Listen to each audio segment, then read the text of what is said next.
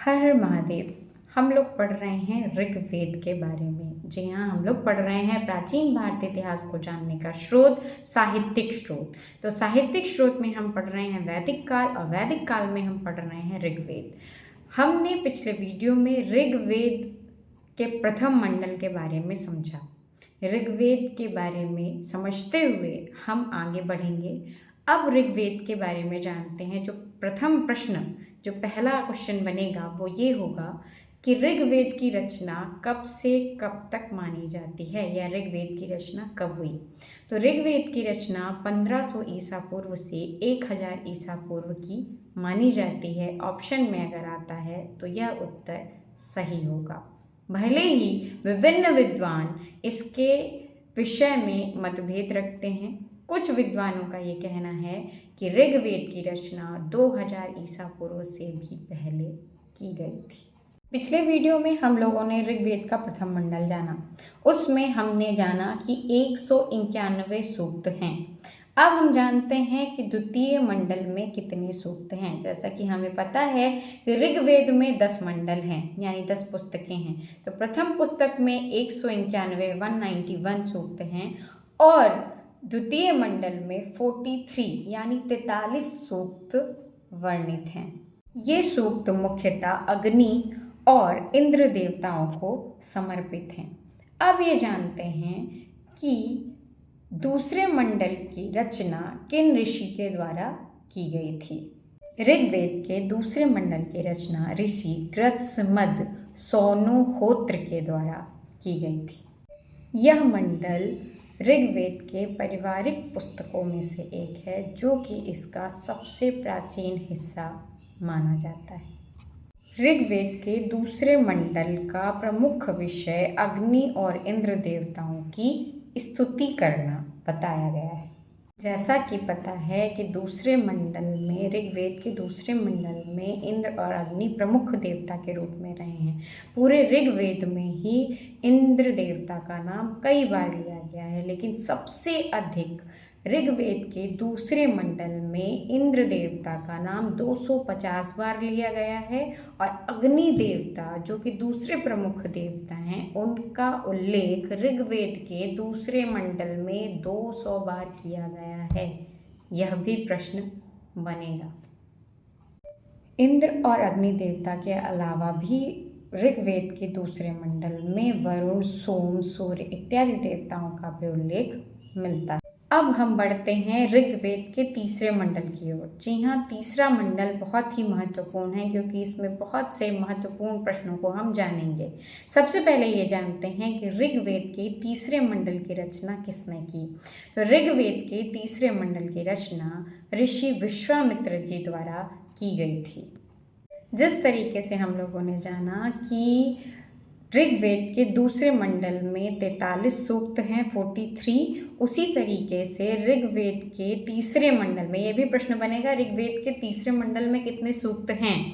तो ऋग्वेद के तीसरे मंडल में 62 सूक्त हैं। इन सूक्तों में भी इंद्र और अग्नि को समर्पित किया गया है, लेकिन इस सूक्त में, इस मंडल में एक प्रमुख खास बात है।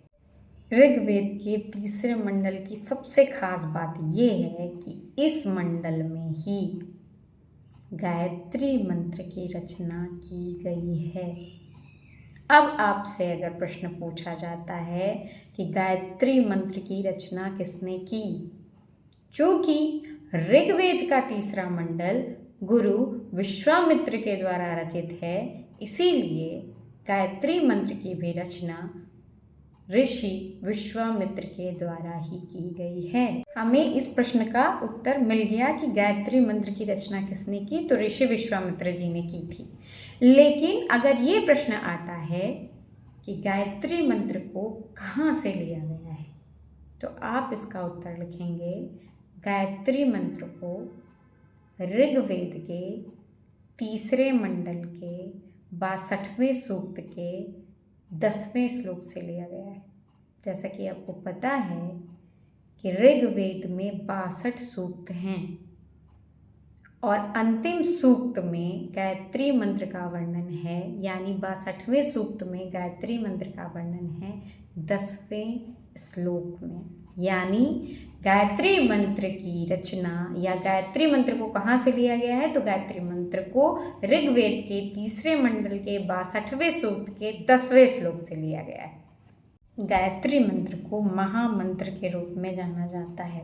हम सभी को, हमें लगता है सभी को गायत्री मंत्र तो पता ही है, लेकिन एक बार फिर भी गायत्री मंत्र और गायत्री मंत्र का अर्थ जानना बनता है। तो गायत्री मंत्र है ओम भूर्भुवः स्वः तत्सवितुर्वरेण्यं भर्गो देवस्य धीमहि धियो यो नः प्रचोदयात्। अब इस मंत्र का अर्थ क्या है जो इन्हें महामंत्र की श्रेणी में रखा गया है?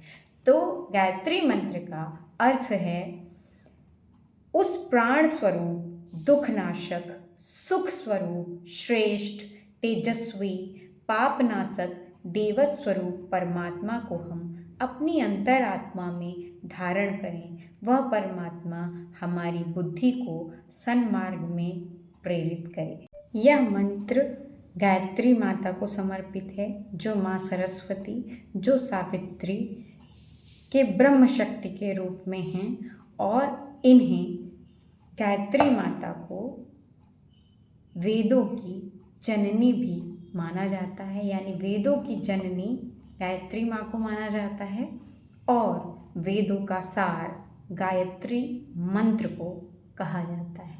गायत्री मंत्र में 24 अक्षर हैं और 24 अक्षरों से बनी रामायण। अब हम रामायण में कहाँ से पहुँच गए? जब गायत्री मंत्र की बात हो रही है तो रामायण का उल्लेख करना यहाँ अति आवश्यक है। क्यों? क्योंकि गायत्री मंत्र में 24 अक्षर हैं और रामायण में, जी हाँ, वाल्मीकि कृत, जी हाँ, ऋषि वाल्मीकि ने जो रामायण लिखी है, वाल्मीकि कृत रामायण में 24,000 श्लोक हैं, और प्रत्येक 1,000 श्लोक के बाद जो पहला अक्षर शुरू होता है वह गायत्री मंत्र से लिया गया है। यानी यह कहना अनुचित नहीं होगा कि रामायण गायत्री मंत्र का सार है, यानी गायत्री मंत्र के 24 अक्षरों से 24,000 श्लोकों की रचना रामायण में की गई।